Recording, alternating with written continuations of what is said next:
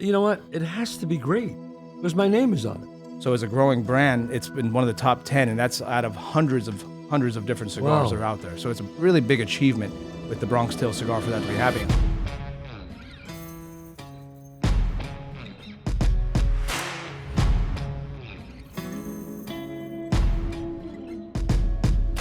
It's Monday at 11 o'clock. You know what that means. It's the Chazz Palminteri Show. On YouTube, we're also on Spotify, on Google, on Apple. Now, if you love to come and see the one-man show, go to chazzpalminteri.net. This is the Broadway show I did. It was a huge hit on Broadway. I did it in Vegas. It was the show of the year in Las Vegas. So you got to come down and see it, folks. This was the show that started it all, before the movie, before the musical. The show that Robert De Niro saw. John, where am I going to be, John? August 29th, you're going to be in Riverhead, New York at the Suffolk Theater. September 14th, you're going to be in Munhall, Pennsylvania at the Carnegie Homestead Music Hall. September 25th, you're going to be in Nashville, Tennessee at the Schermerhorn Theater. And September 27th, you're going to be in New Buffalo, Michigan at the Silver Creek Four Winds Casino. All right, come and see me. It'll be a show I promise you, you'll never forget. Don't forget my restaurants. 30 West 46th Street, 264 Main Street, two of the finest Italian restaurants in the area. And my cigars, which we are going to talk about right now. My cigars and my wine, Chazz Palminteri wine.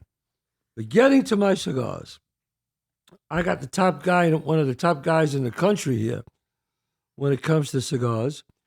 He is the man from Cigar Enthusiast. His name is Lincoln Salazar. Lincoln. How are you? Hi, Chazz. Thanks for having me. I appreciate it very much. Hey, Absolutely. Appreciate it. Good to sit down with you again. So I'm very excited that you're, we have this front cover of the Cigar Enthusiast. And Cigar Enthusiast, obviously one of the top magazines about cigars. Yeah. But what's your feedback so far on our cigars? Pretty good thing. No, it's been amazing. So with Enthusiast Report magazine, we focus hugely on cigars, and we've got over 15 years experience with cigars, over a decade. Our team that does the ratings for our cigars has over 100 years combined experience. But the Bronx Tale cigar, congratulations, which we discussed, just got the top 10 boutique cigars in the world. I mean, which is huge for a new release. So, congratulations for that. This is the beautiful packaging. This is the classic right here, the Bronx Tale cigar. And now we just came out with a second, right? What you have? This is the Bronx Tale Calogero, right? Calogero. Calogero. That's it. Yeah. That's the Calogero, and that's called a what? The style of the cigar. They call that a Toro? Yeah, this would be more of a Toro right here. Toro, yeah. This is, and it's a beautiful medium body cigar, and it's well balanced. I mean, I know you guys work with Epic with it, correct? Is with that right? Epic, yes. Cigars? We went partners with Epic and Zan the Gray and Paul DeSilvio, who did the blend at his place La Casa Grande in the Bronx. And Paul and I have been partners now for a while, and everything's been going fantastic. Yeah. I mean, we were the unofficial Ash of the Year. That's huge. That's huge. That's huge. Yeah, no, for as a newer brand cigar, to have these kind of awards is a tremendous thing in this industry, which is an industry that's been around for hundreds of years, obviously, but the awards have been more prominent over the last 20, 30 years. Right. But just so you know, so with the panel that we have for the top 10 boutiques and the top cigars in the world, we have a panel. It's one of the most intricate panels in the world. We have a panel that has over 100 years combined experience with cigars. Each cigar is blind rated, so you don't know the brand, you don't know who's making it, and each one's blind rated. And then each year they're voted on the best cigars in the world, whether it's the boutique or whether some of the brands have been around much longer. So as a growing brand, it's been one of the top 10, and that's out of hundreds of different cigars that are out there. So it's a really big achievement with the Bronx Tale cigar for that to be happening. I was excited to see that because I'm a huge Bronx Tale fan. Okay. I mean, I've loved the Bronx Tale. So when that came in, when I heard about this brand, I thought it was amazing. So we really want to, get behind it and see it. But not only is it a quality cigar, because there's a lot of celebrities, public figures that make cigars, right? Well, I say this like I say in my restaurants, my Italian restaurants. You know what? It has to be great because my name is on it. Yeah. If it ain't going to be great, I'm not going to do it. And I've turned down things. I go, no, I don't care the money. It's embarrassing. Just like I said in my restaurants. I remember when one of my restaurants is now 10 years now running great. The other one, 5 years. I said, look, in the very beginning, I said, they'll come because of me once. But if the food sucks, they're not coming back. They don't give a shit what movies I did. They don't care. And rightly so. And I wanted the same thing for the cigars. A lot of celebrities make cigars and they just put their name on it and send me a check once in a while. It's not about that with me. You know, especially for those of you who can see this, this is the classic. This is the collector's item right here. And here's the reason why, and I'm not a big cigar person. I've always said it. I like a cigar once in a while. You know, to me, a cigar is like a bottle of wine. Mm-hmm. You never smoke, not me anyway. You smoke a cigar when it's an occasion or something. Yeah. You know, so I said, look, I don't want to come off as this person who just smokes cigars and knows everything, because I don't. I always want to be real with my fans. So my grandfather smoked cigars, big cigar smoker, aficionado like. Yeah. Loved all kinds of cigars. So I said, you know what?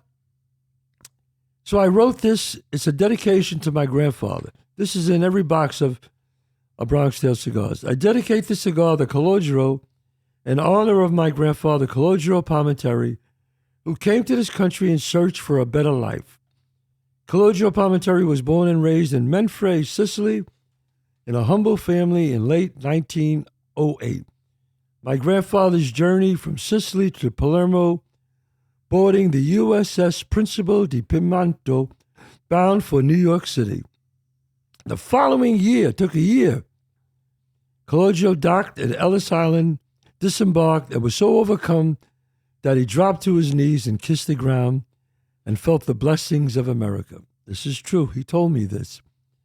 I have fond memories of my grandfather, who loved family, good wine, and a great cigar. This cigar is for my grandfather, Calogero, and all the hard-working men and women who came to this country looking for a dream. So the amazing thing about this, Lincoln, I didn't realize it. People buy this classic box that are not even cigar smokers. They buy it to give to their grandfathers, their mother, father, because we are a country of immigrants. And they say, thank you for coming to America. That's true. And giving us this start. And it's very exciting. And now we just came out with a new one, the Calogero. That's named after my grandfather. This one's the Bronx Tale. This one's the Calogero. As far as smoke-wise, what would you say would be the difference? This is a little more full body. Yeah, this is going to be a little more full-bodied. This cigar is going to get a little more. It's going to be more a little full body, made for a more experienced cigar enthusiast. Yes. I would definitely have it after a good meals, maybe some good pasta, maybe a good steak, something like that. When you've got a full stomach on it, right? But it's not too full to where it's not going to kind of knock you on your ass or anything like that. But it's gonna really. It's got some great flavor profiles to it, but it smoked beautiful the whole way through. So it's a really great smoke. I just actually had one. I've been having them actually over the last week before we came out to New York, and it's beautiful smoke. It stands up just to the Bronx Tale originals as well. Bronx Tale is a little milder. They say that's like the potato chip cigar. You can have that all the time, and it's just great. Yeah, you could have it in the morning for breakfast. You could have it. Yeah, you can have it in the morning with your coffee or however you want to have it. Now, this blind test, I'm interested about that. When you say it's a blind test, is it you just have cigars in front of them? They don't have marks on them, or no? They're just numbered. So they're given to the panels with numbers. Yeah. And then what happens is they're judged based off of construction, construction, draw, burn, and then also overall experience. So the thing with cigars, though, too, is like it's just like scotches or food or anything else. You might like onions, I might not like onions. You might like tomatoes, I might not like tomatoes. Right. With cigars, we all have different flavor profiles. So we all might like a different flavor cigar. However, the things you cannot argue about a cigar is the construction, the strength, or I'm sorry, the construction, the burn, the draw. Those characteristics are highly important, whether it's canoeing, whether it's falling apart in your hand, because the thing about premium cigars, and even just like a good scotch or a fine wine, right, is this is all natural. Everything here from the leaf, this is a real leaf. This is all living, breathing. You have your binder, your filler, and then you have your wrapper. So this is all handmade. Over 100 hands have touched this in order to make this one cigar, right? So when it goes to our paneling, everything's blind. They get a number that's rated off of 100 points, and each one is through the construction, the draw, the overall experience, the flavor profiles, all this. So we have a whole scientific thing that we put into it when it comes down to the cigars. And the thing we do with our panel too is we also interview the panelists as well to make sure that, like, if let's say you like full body, we're not going to put you on a lighter cigar panel. If you're a light cigar person, we're not going to put you on a full body, because let's say if you're on a light cigar panel, what ends up happening and you have a full body cigar, that's not your flavor profile, so you can't be an expert in that. We want experts in each category for that. So that's kind of why our panel with Enthusiast Report magazine is one of the most intricate in the industries, and that's why it's so well respected and used by so many different brands. Well, we're very proud that we came in the top 10. Yeah. Now, is a cigar? I noticed that because I know when I've smoked them, it'll change flavors as it goes down the line, right? Some do. Some do. Yeah, some do and some don't. It depends. And it depends on really the blend of it all. Because it's making a cigar is like a blend. It's like at your restaurant. Right. You have a little spice here, a little cumin here, or whatever it is, and that's really what it is blending. You're a master chef with cigars. So sometimes they'll put like a Lajero leaf more towards the end or towards the top, and you're gonna get different blends. Okay, I wasn't sure what that is. Yeah, and you're working with some of the best cigar makers in the industry. You know, with Epic and with Zandergreg too. So it's like your restaurants. You have the restaurants. You know what you like. You gotta have a good chef. You have to have good chefs. You gotta have good chefs. And so you have amazing chefs working on your product. Is why it's coming out with such great. It's coming out so great. But I noticed the thing that's very important to me is consistency. Right. Consistency is everything. All the cigars have got to be right. 100%. They got to be perfect. They got to be right. That's kind of life in general, I would say, consistency. Yeah, but with everything, life is not like that because most people are incompetent. Yeah, and inconsistent. No, it's true. It's true. Most people are as a director, I'm a good guy, but when I'm directing a movie, it's got to be right. Don't tell me, well, it's all right. No, it ain't all right. Yeah. Either it's good, really good, or we got to get another one. Yep. Don't say this is the line I hate. Now we can get away with it. No. Yeah. I don't want to get away with it. No, that's not the one I like. I want it to be right. 100%. It's like a bad toupee. If you notice it's a toupee, then it ain't right. That's true. So we can go, we can get away with it. No, you can't get away with it. Yeah. It's a toupee. Now, when you don't say nothing, you go, you got away with it. That's how I look at it. Yeah. It's got to be done consistent, right? I mean, that's the cigars, great cigar makers, great wine makers, pretty much great directors. Anyone's got to be consistent in what they do and consistent of quality. Right. Did you grow up in the business? I did not grow up in the cigar business. I didn't actually grow up in any of the businesses I've been in. Actually, and really my background's in publishing because I was the founder of Cigar and Spirits magazine. I was the founder of Enthusiast Report magazine, and I've been publishing for over 14 years. I just somehow got drawn to the cigar and spirits world of publishing, and I've been an entrepreneur since I was 18 years old. So I've never worked for anyone for over 20 years. Yeah, I don't even have a resume, probably because no one would hire me. But oh, that's fantastic. Yeah. So yeah, I've last 20 years I've been an entrepreneur, and I've had my magazines now for close to 15 years, so most of my adult life. And with cigars, they're just such beautiful people. And we got involved. I was a big cigar enthusiast when I was younger. I was 19. I joined my first cigar lounge. Yeah. And I love cigars, but more importantly, I love the camaraderie. And it's a very small business. It is a small. I don't think people realize actually how small of a business it is. I think what outside people see this huge, big industry or big tobacco when it's not. It's really just a lot of family businesses, a lot of entrepreneurial, a lot of family. Yeah, a lot of family and a lot of history and a lot of loyalty. The cigar industry are a lot of loyal people in that industry, and you really, because it is small, you really have to be all the good people stay and the bad people don't stay very long. They end up going. Well, that's like that in any business. The bad people always. And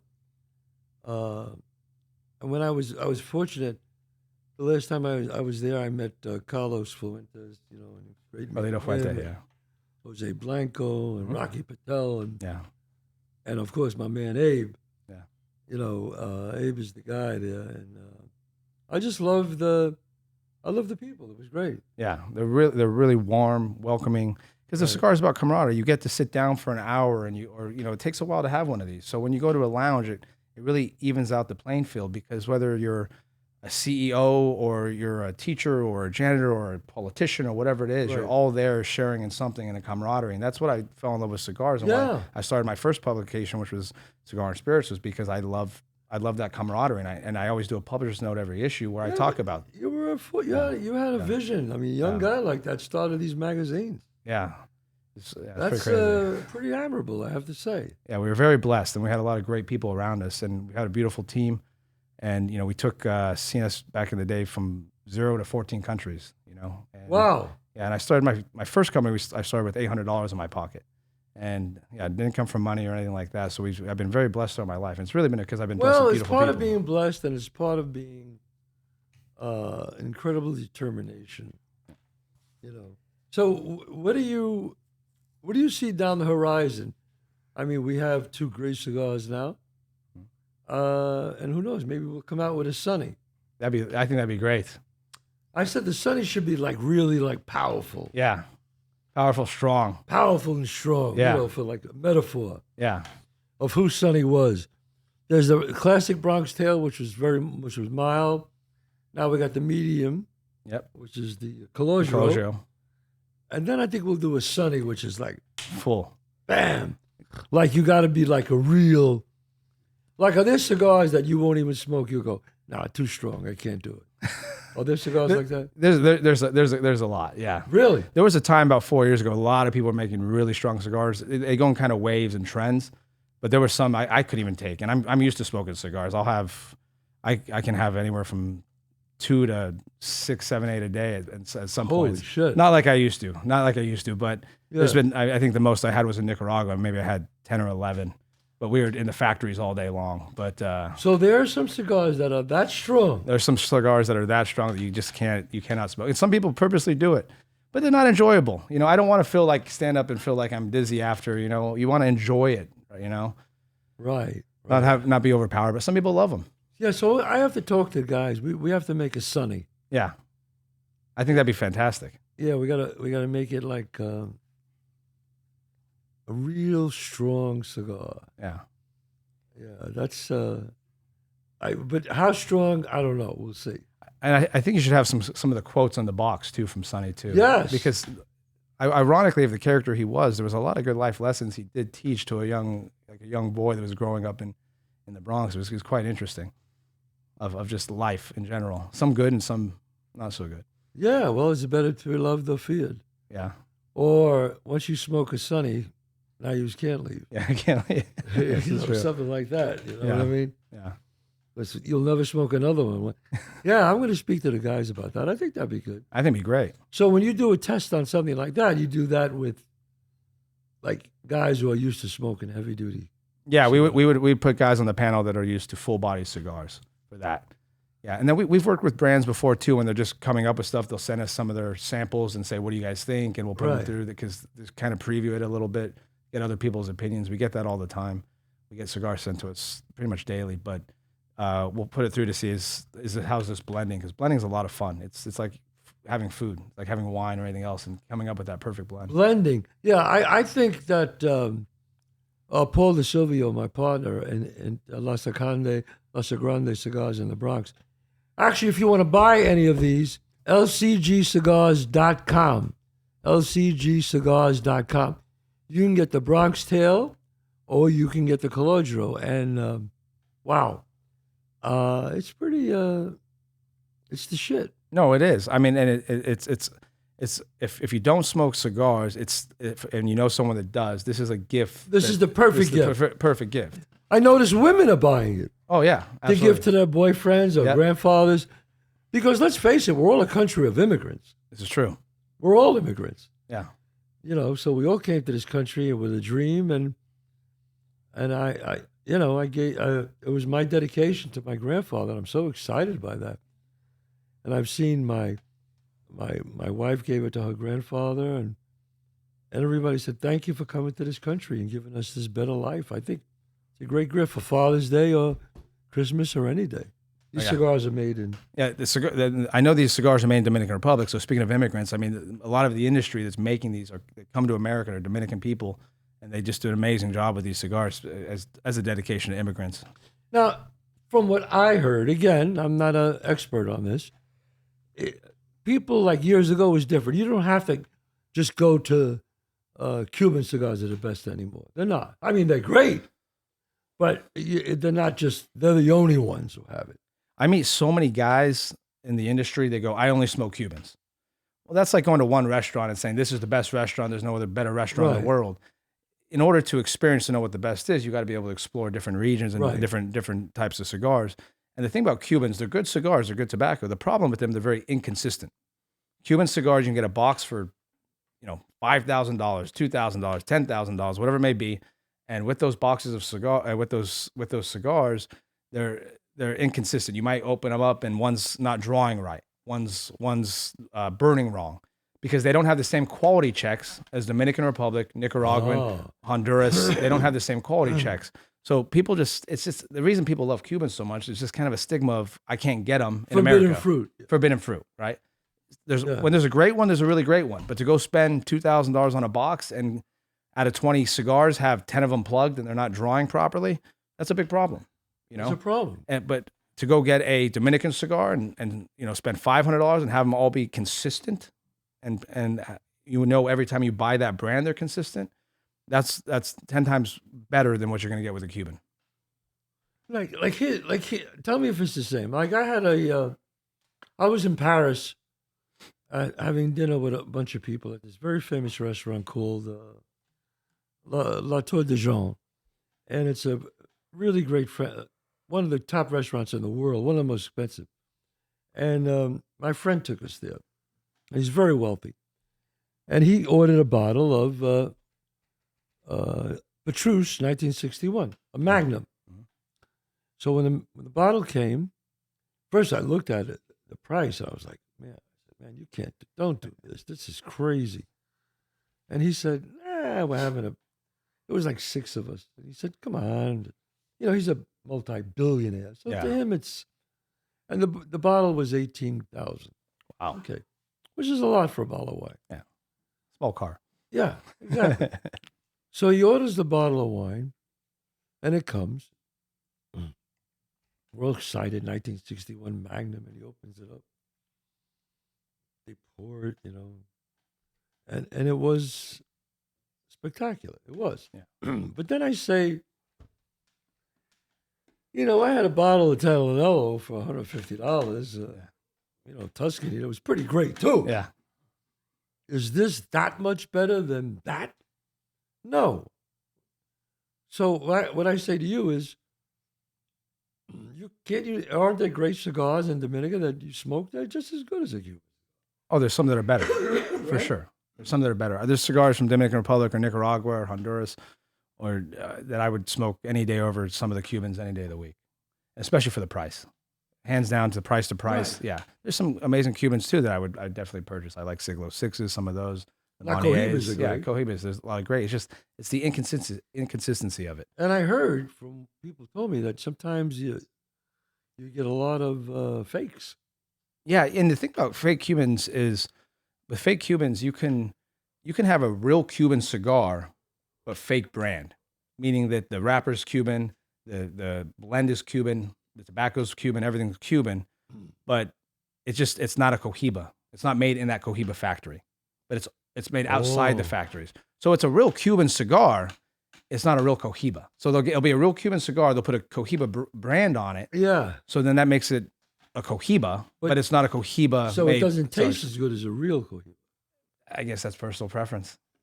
And Cuba is a very interesting country in general. Have you been there? Yeah, I've been there a couple times. Yeah. Have you been to Nicaragua? I've been to Nicaragua too. Yeah. Do you like it? Is it? I like going to.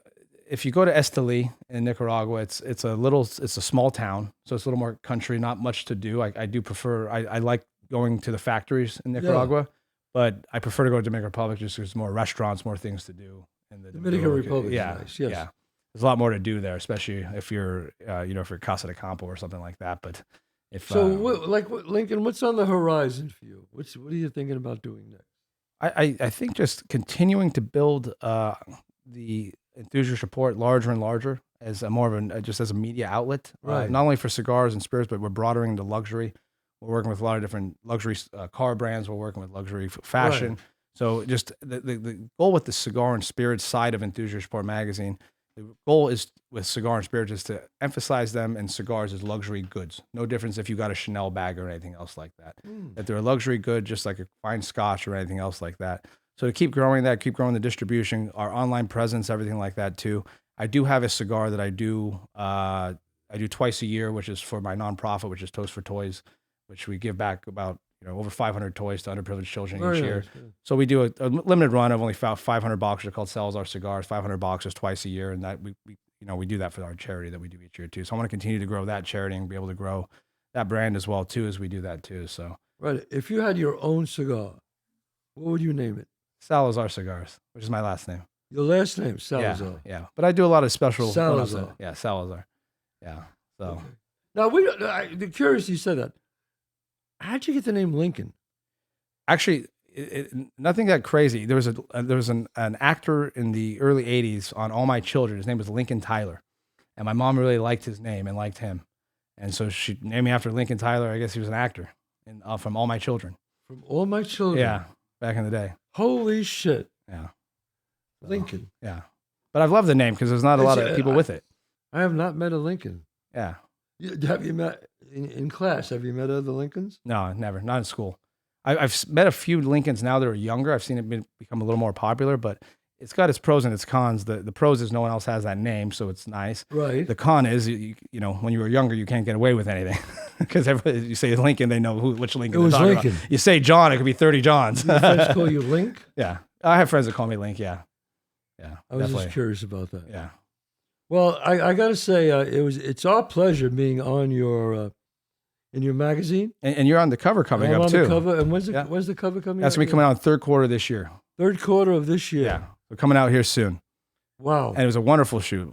It was a great shoot. Yeah. And a great article. Yeah, and the article's fantastic as well. Yeah, well, it was great talking to you. I was great talking to you back then. It's great talking to you now. Absolutely. And you're doing great work. Thank you. I appreciate it. And yeah, congratulations. And what I love about your magazine, check out this magazine, folks, Cigar Enthusiast, because it's not just like a magazine that you sell anything. It's like you're selling a lifestyle. Correct. That's what it is. It's like you're selling more than things. It's like fine wine and fine spirits and fine cigars. Travel. Yeah. It's hip. Yeah, it's really cool. Stuff. I appreciate that. And that's why I'm very proud to be on the cover. Yeah, we're very excited to have you. Thank you so much. Absolutely. Thank you for, appreciate your time. I appreciate your time, Lincoln. Absolutely.